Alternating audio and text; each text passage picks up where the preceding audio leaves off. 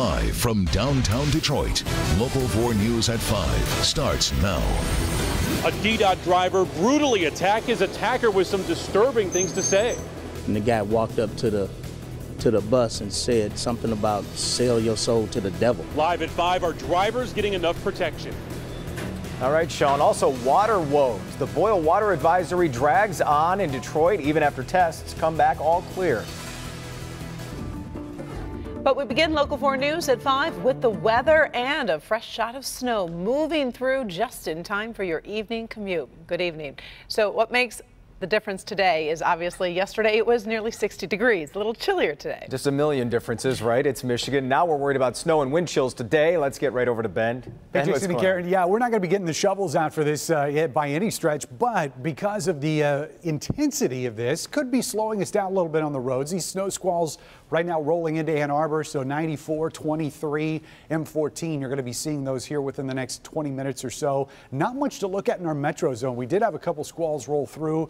Those are just now clearing the riverside over into parts of Ontario right now. We've got a few more to go. In fact, a little bit more of an organized line moving through between 6 and 8. We'll look at that in your forecast coming up, and by 10 o'clock should be mostly cloudy. Got one more day of the cold air before we can, well, actually a couple. Then we'll finally get some warmer temperatures in here. More on that in your 7-day forecast coming up, Karen. All right, thank you, Ben.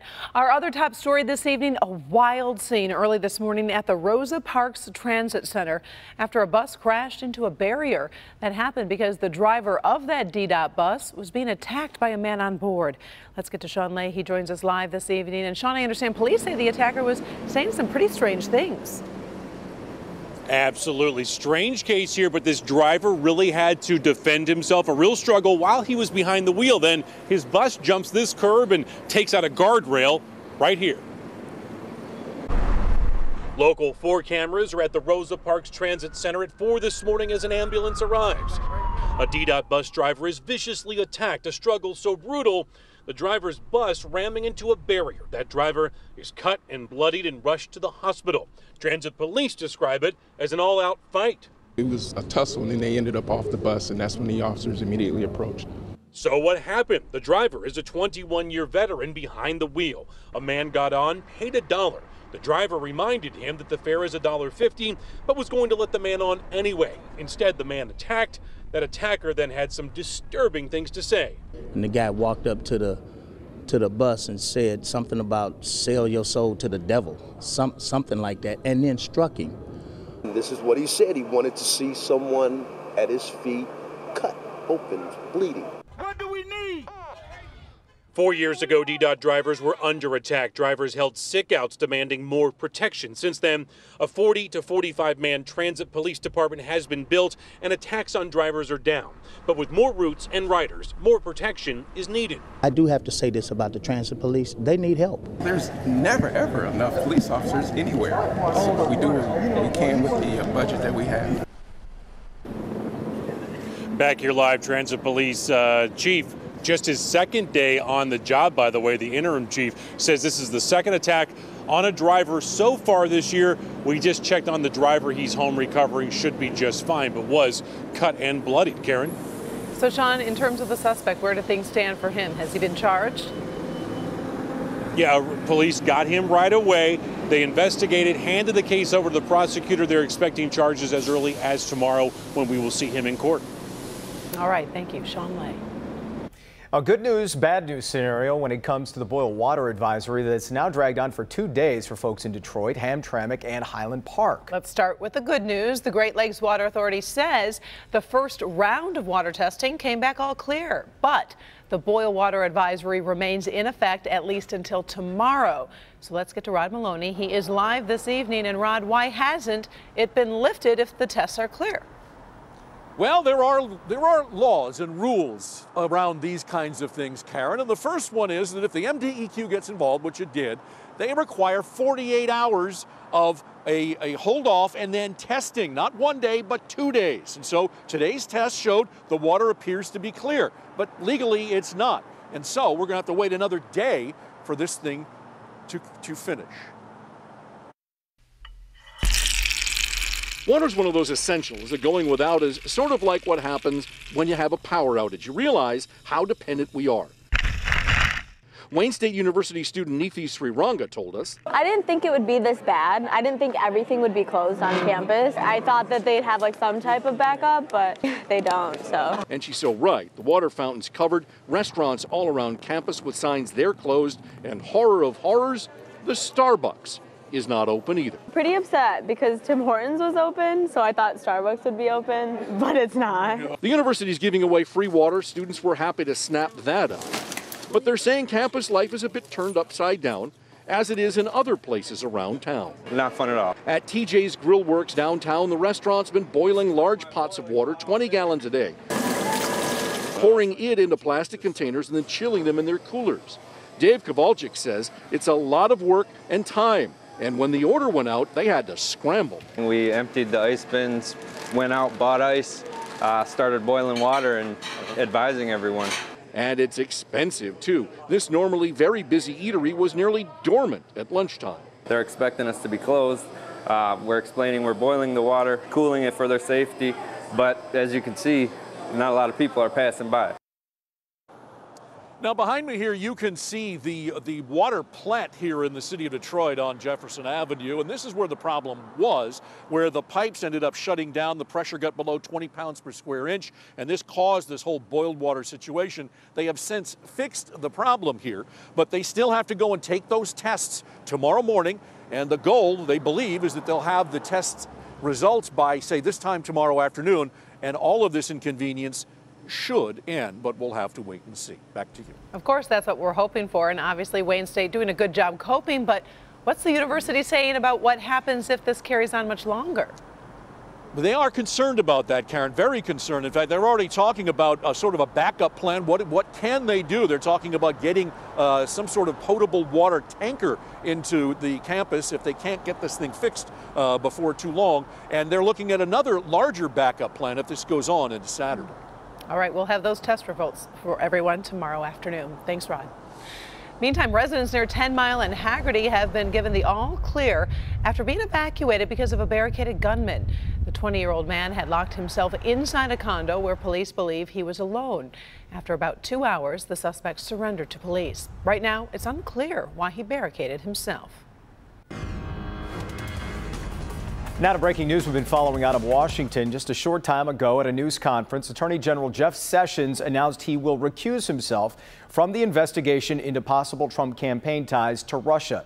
That comes as Democrats call for Sessions to resign.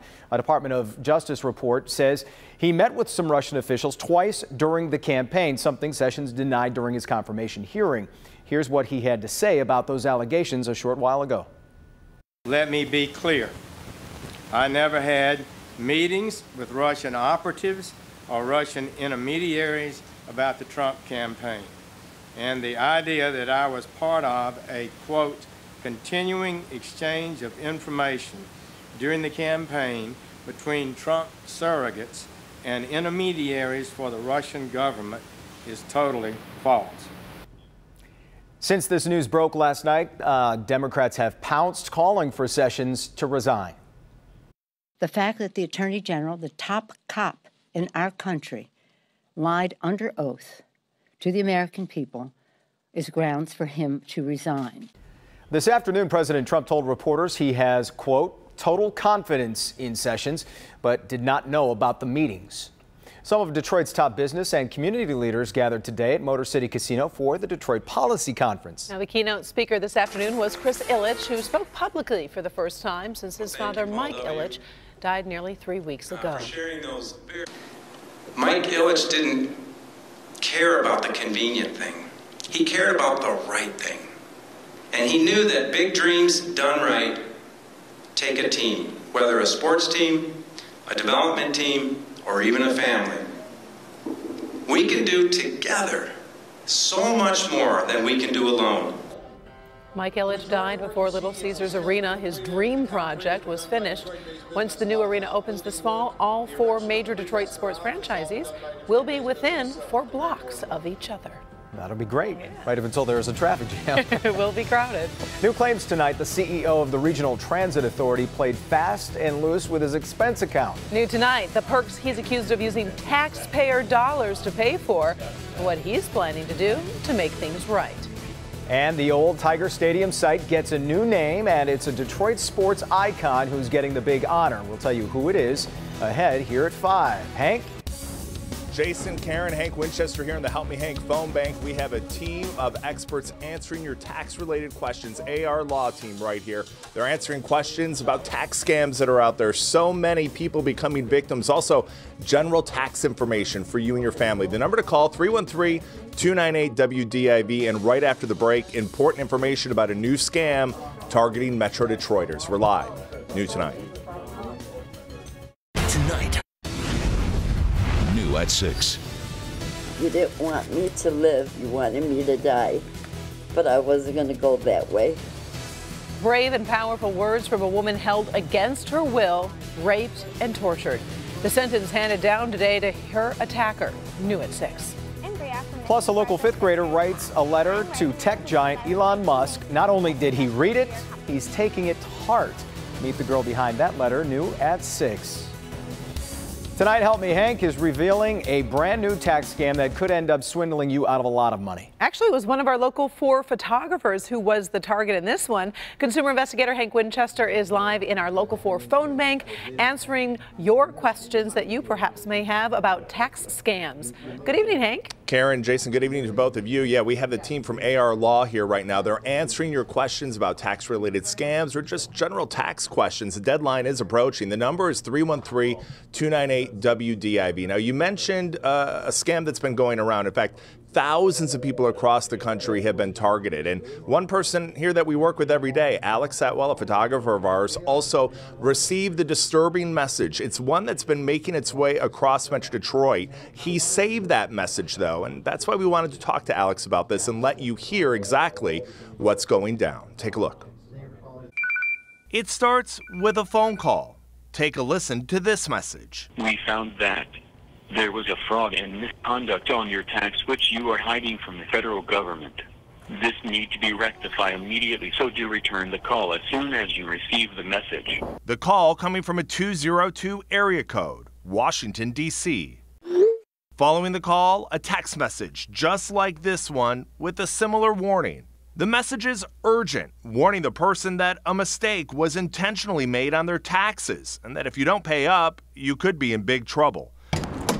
Our local 4 photographer, Alex Atwell, targeted by these scammers. They registered a number from Washington, D.C., which I know you can do that. And then, again, they used like a computer robot voice that sounded very official, very like, you know, I think people could easily mistake that for maybe this is the IRS. The hope is that you'll call back and give these thieves the information they need to rip you off.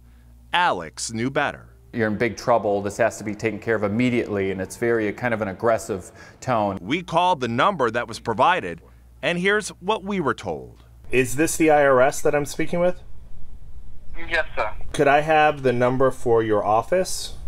The same number which you're calling. Is there a manager or somebody I can talk to verify that this is an IRS number? How would I send the money to you? I don't need your money. You don't need my money? The thieves hanging up when we started asking questions. Tax and financial experts reveal this scam is growing, but you should ignore it. If you just get a phone call from someone claiming to be from the IRS, it's probably not from the IRS. Yeah. I would hang up and I would look up the IRS's number and call them directly instead of talking to whoever this person is. Good advice. You know, as you saw in that story, Alex did not fall for it. The reality is, though, in talking with the Better Business Bureau recently, is so many people have fallen for it here in Metro Detroit, and they are losing big money. It's one of the big scams that's out there right now, but there are many others. That's why this team is in place. They're answering your calls, taking your questions. 313-298-WDIV. The calls have been coming in very steady throughout the afternoon. They're going to stay here, though, through 6:30. Keep calling if the lines are busy. They are here to answer your questions. Karen, Jason, back to you. Hank, do thieves typically target a certain type of person, man, woman, certain age? How does that work? Yeah, well, here in Metro Detroit, Karen, what we've seen, and it's not a big shock, it's probably happening around the country, they are targeting the elderly, people over the age of 65, and we had one case here in Metro Detroit where somebody had sent over more than $50,000 thinking that they owed that money. They didn't. an investigation is underway, but we don't want anyone to fall for these scams. That's why this team is here today answering your calls. All right, a good warning for our viewers. And of course, 313-298-WDIV is the number. If you'd like to call, we'll be there till 6:30. Thanks, Hank.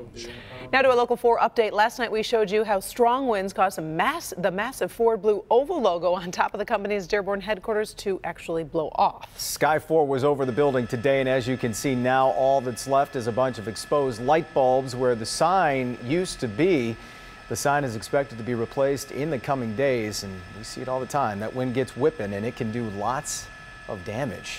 It's interesting that when we were reading about that today, I just assumed it was made of metal, but that part is actually fabric. So that makes sense a little bit more. Very, but still. Well, we know. Ben knows for sure that wind gets going. Know. Yeah, we had gusts of over 50 miles an hour yesterday. So that definitely would be blowing some stuff around. Luckily, that was the only report of damage that we had from those gusts yesterday. Things are much quieter, but we still have a wind chill. And that doesn't help because our air temperature only got up to 33 today, so we were below average for one of the first times in weeks. 40 degrees is that average high. You can see we were nowhere near the records where we have been hanging out more often than not for the 7 days prior to this. But we're at 31 right now. When you look at the regional picture, you can see sort of this pattern, this bowl of cold air being carved out, and we're right in the center of it. So that generally means we're at the coldest point. And that'll bear out in the 7-day forecast. We'll see our temperatures rise a little bit tomorrow, but still in the 30s. And then as we get into the end of the weekend, that's when things start to improve. And we can still see the planes out there at Metro Airport. Visibility is good right now at a full 10 miles. They're just reporting cloudy skies, but 4Live radar shows that there's a little bit of some snow starting to make its way in from the west. You can see just now reaching the western edge of the airport property there. That's the most intense snow squall that we're watching on radar right now. There's a couple more coming out of Livingston County. So if you're going to be on 96, 696, or even 23 in Livingston County, going to be seeing that here in the next 15 to 20 minutes or so. Now, we still have another line of snow showers to come through, and then probably one again towards dawn. After that, that's the organized stuff. Could be a flurry around at times or in the morning hours tomorrow, but generally we are going to be dry on Friday. Clouds start to exit in the second half of the day, and we'll get some sunshine in here on Saturday. By the end of Sunday, that's when the warmer air comes in, but it's also when we lose the sun and we start looking at rain chances to close out the weekend on Sunday. Low temperatures tonight, 21 degrees. A lot of us could be down into the teens with a few snow showers around, and tomorrow 31's as good as it gets. 4-zone forecast is going to pinpoint those lows. In the metro zone will be our warmest spot, and that's going to be in the low 20s all around as we head into tonight. South zone lows also in the 20s, maybe as warm as 24. That's as good as it's going to get. A couple teens showing up there in Livingston County and up towards Fenton and Clarkston, but it's almost exclusively teens here in our north zone, say for maybe a couple low 20s down towards M59. Otherwise, we will rebound as we finish out the weekend to 49 on Sunday, close to 60 degrees on Monday, and we'll hit that mark on Tuesday. It looks like the best chance of rain that we've got going is going to be Monday night into early Tuesday. Quite a bit of water there. We'll cool down, get some wind on Wednesday and Thursday, but those temperatures in the back end of that forecast look a whole lot different than what we're dealing with for the next few days. I love them. You can't get enough of them. The other night I was doing a live shot at 11 o'clock without a jacket, and I thought, this isn't the February I know. Not going to last. Thanks, Ben. Here's Dr. McGeorge with a look at what he's working on. Hi, Doc. Hey, guys. You know, could you be at risk for colon cancer and not know it? Coming up, the red flags you can look for in your family tree and the test that could be a real lifesaver. But first, this small plane goes skidding off the runway at high speed. What witnesses say they saw happen right before it went out of control. Frightening moments in Florida after a small plane skids off a runway. It happened just before 11 a.m. today at an airport in Fort Lauderdale. Authorities said the twin-engine Cessna was just touching down when its left main landing gear collapsed. You can see the plane ended up in the middle of that grassy area there, just off the runway. The pilot was the only person on board. No injuries were reported. Another eventful day on Wall Street today. And since the election, actually, the market is up around 15%. Analysts say the president's plans to reduce regulations, build infrastructure, and cut taxes on corporations are all playing a role. The sense right now is that the markets and investors are giving at least a little bit of the benefit of the doubt to President Trump and his administration that he can get his agenda passed. But it could be months or maybe even years before we see the real benefits. For the second straight day, the Dow closed above the 21,000 point mark. Other big financial news, the popular disappearing messaging app Snapchat began trading today on the New York Stock Exchange. The initial public offering was priced at $17 a share, valuing the parent company at about $24 billion. It is the biggest U.S. tech IPO since Facebook, which went public with a $104 billion valuation back in 2012. I can thank my daughters for that. I know. Myers reached a deal to sponsor the new playing field over at the old Tiger Stadium site, and it's getting a new name. It is. It's going to be the Willie Horton Field of Dreams and is being developed by the Detroit Police Athletic League. In support of the project, Myers says it will give the nonprofit $750,000 for at least 5 years in exchange for Tigers naming rights. The field will cost $15 million and will serve nearly 13,000 children. It's scheduled to be finished by early September. And great player. I mean, of course. He's somebody who roamed that grass and those grounds. And what's there. nice is that now you can go down on Michigan Avenue and have that development. There's so many great restaurants and things to do, and now you'll be able to take your family. Good, yeah. I love it. All right, here's what's next. New at 5:30. Close call. Why that police officer says what came flying towards him looked like a tidal wave. On a nice day, it's fun to come down to the Detroit riverfront, right? But at some point, it stopped. There's still a couple of gaps, and we're really excited about this opportunity now to take those gaps and turn those into public space. Full details of this plan next on Local 4. The Regional Transit Authority has had its fits and starts. That is being reviewed right now extensively. So now the question is, was the CEO spending too much taxpayer money? We'll take a look ahead.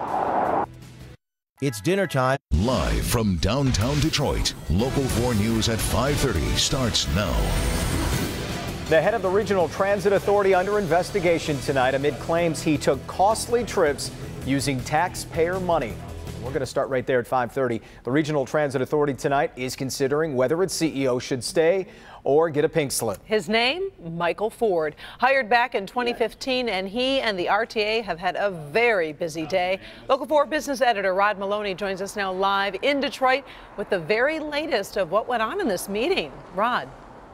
Right, after a day-long or morning-long meetings, Michael Ford, in about the last hour, wrote a check to the RTA to the tune of $18,830. And that's for a number of differing expenses that he is paying back to the RTA after we started looking into these. These are just a number of the expense reports that he's turned in, and there is deep concern over what has transpired.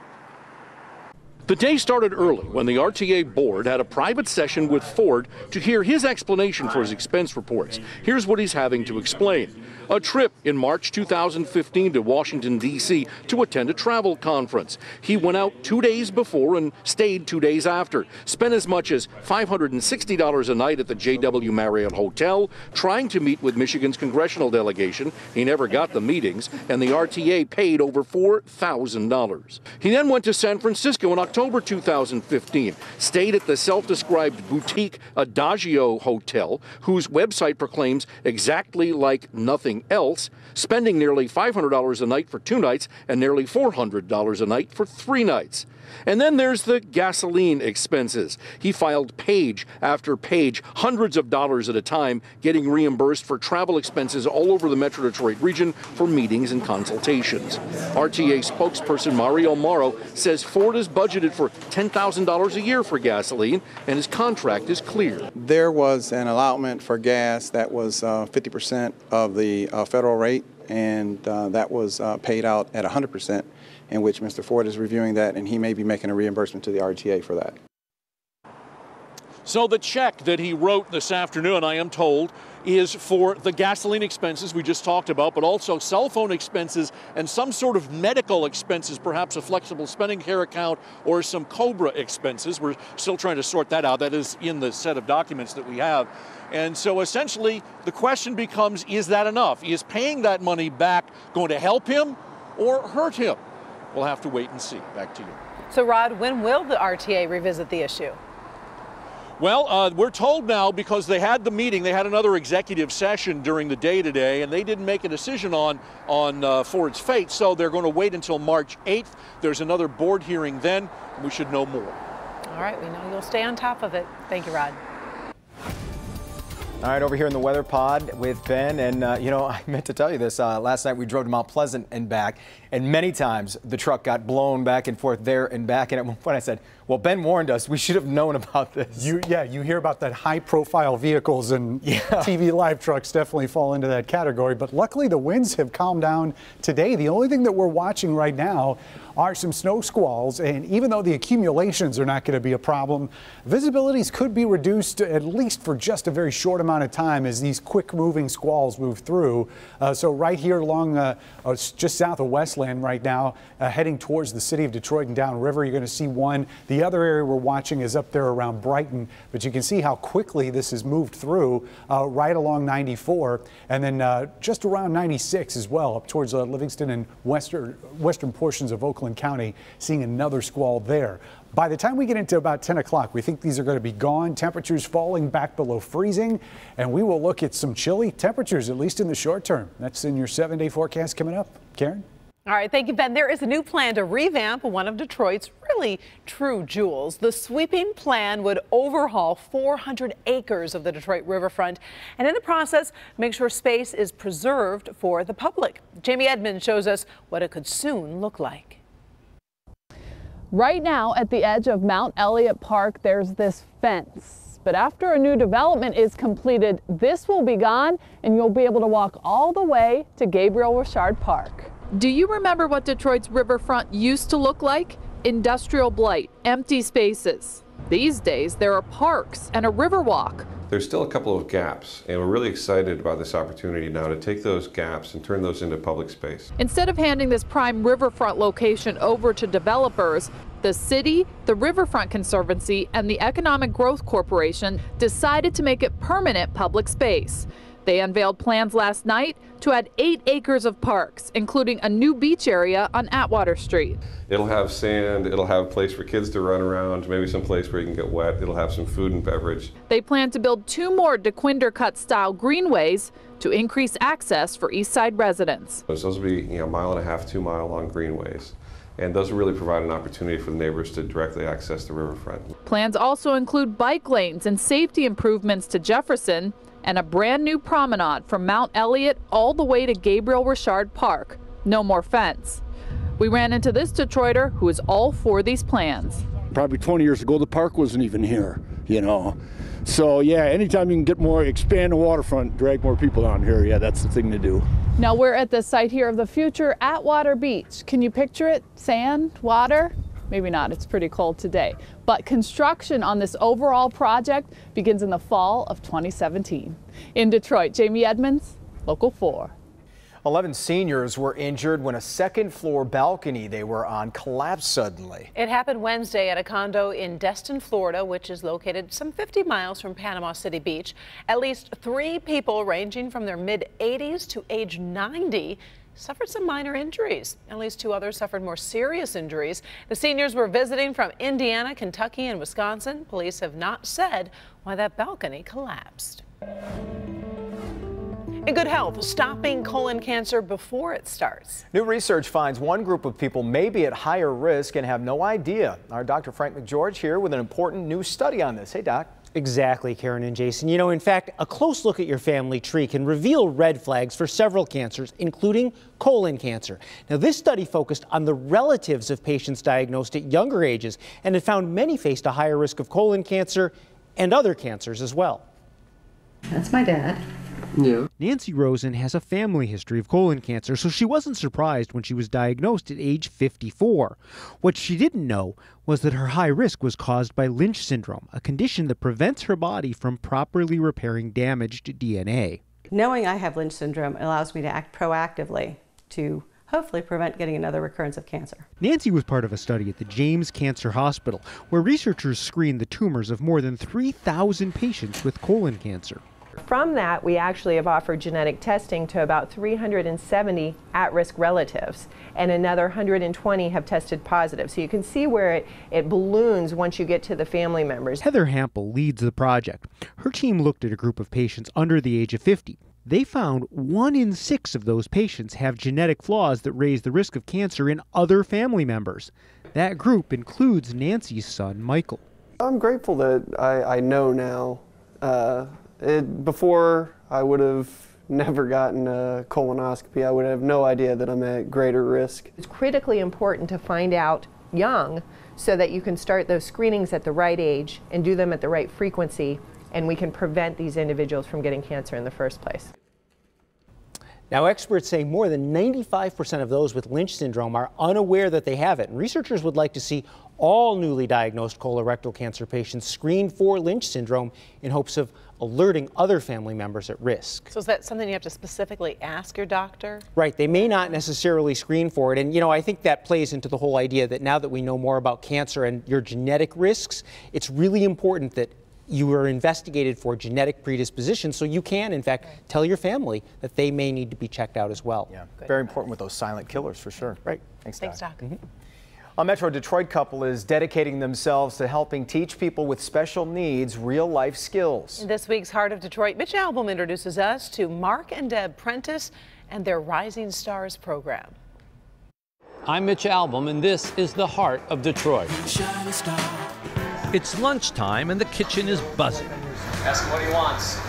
Chef Mark Prentice and his team of special needs sous chefs are eagerly cooking for all the students at a charter school in Centerline. This is actually kids 18 to 26 to teach them culinary arts skills, right? They have nobody that takes the time to give them the opportunities or give them the skills that they need. So Mark, a former executive chef, and his wife Deb, an educator, started Rising Stars Academy, a school and restaurant that fulfills a lifelong dream of Mark's. The students with special needs were some of the best students because you could teach them a skill and they do it forever, and they'd be very proud of it. At Rising Stars Academy, students are taught the basics of food preparation and presentation, even growing their own vegetables and herbs in the school's gardens and aquaponics lab. Romaine lettuce is out of the aquaponics. All skills that will help them enter the workforce. Even though we started out as a culinary school, and that was the focus, we've moved into a lot of other areas. They're working in hospitals, they work at a dealership, or they do detailing work. They do custodian as well as culinary. So it's not just culinary driven, it's all workforce readiness-based skills. Yeah. Mark and Deb Prentice have created an environment that challenges their students to achieve success. And to see parents watching one of their kids flipping an egg, and parents standing there with just tears running down their face and say, I never knew my kid could do this. Focusing on students' abilities versus disabilities, Mark and Deb Prentice are stirring up a recipe for success right here in the heart of Detroit. Great program and learning young. Absolutely, and they should, like you're saying, learn to cook. It's fun. It is once you have to feel confident, and I don't, so I always get nervous, so I should take some advice. Yeah, but you know, mistakes are tasty too sometimes. A real mystery at a creek in California. New tonight, why folks living nearby are stumped after it suddenly turned neon green. And this officer with a close call during a traffic stop, what came flying toward him that he says seemed like a tidal wave. Steve? As a head coach, he has won nearly 700 games, and now he's up for a big national honor. Well, I see what some of these other guys have accomplished, you know, from the other states, and they've won, you know, several state championships and, you know, sent a lot of kids to the NBA and all those kind of things. But his legacy is about something much bigger than trophies. That story's coming up. We are live in the Help Me Hank phone bank. We have a team of tax experts from AR Law answering your questions. 313-298-WDIV. Did you receive something suspicious in the mail? Does it appear that it may not be really from the IRS? Or do you have tax-related questions? They're here to answer your calls. 313-298-WDIV. We'll be right back. Don't tell me. New at 6. Behind the walls of this Detroit building are items that may surprise you. And what's happening there is affecting churches as far away as White Lake. We'll show you why. New at 6. Plus, it's been a big debate, especially among senior citizens. Do those high-dose flu shots work any better than the normal ones? We have the latest research, new at 6 in Good Health. The life of a high school coach is seldom glamorous and never easy. No, it isn't. And for years, Clarkston basketball coach Dan Fife has quietly gone about his job and built a powerhouse program. Now Fife is getting some well-deserved recognition. Our Steve Garagiola caught up with him today. Clarkston basketball coach Dan Fife is committed to his team, his school, his community. That dedication has earned him a spot as a finalist for National Boys High School Basketball Coach of the Year. His philosophy of coaching has never changed. I want them to play and have fun, and I feel like if they enjoy it, it's a lot easier to coach kids that have it inside than to coach them because somebody else wants them to. In his 35th year as Clarkston's head basketball coach, Dan Fife's teams have won nearly 700 games, 27 league championships, 2 Final Four appearances. But he says his credentials don't measure up to the others considered for the award. I see what some of these other guys have accomplished, from the other states, and they've won, several state championships and, sent a lot of kids to the NBA and all those kind of things. But what Coach fails to mention is the real legacy of success he continues to build at his school. It's not about trophies. It's the hundreds of young people he has coached and helped mold into successful adults who have their own sons he now coaches. Honestly, it may sound trivial, but what a joy to be with these kids and share their growing up process, going through this journey with so many kids. 35 years and counting. Does he want to keep coaching forever? I've got 10 grandbabies, and I think I'd like to want to coach those guys. I've got 7 granddaughters. I don't know about coaching my granddaughters. Can you hang on until they get to high school? Oh, gosh. That National Coach of the Year award will be handed out in June. But Coach Fife, I have a feeling that around here you're already Coach of the Year. In Clarkston, I'm Steve Garagiola, Local 4.